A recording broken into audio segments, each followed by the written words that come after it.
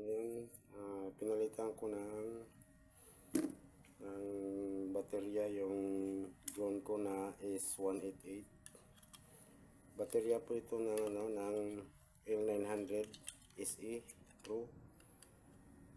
So trinay kong ipalit doon sa baterya ng aking S188. Medyo maliit yung baterya nito. Ito yung sa original ng S188. Medyo malaki. Parehas lang naman sila ng milliamps, kaso lang yung wattage medyo mababa yung sa L900. Ito na yun guys, yung pinalit ko na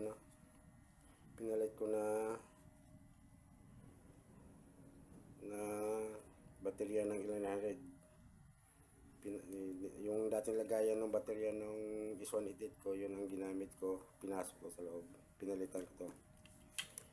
Try natin paliparin ngayon to kung ilang minuto o kaya bang paliparin, kasi medyo maliit yung baterya nito kaysa dito sa original ng S188.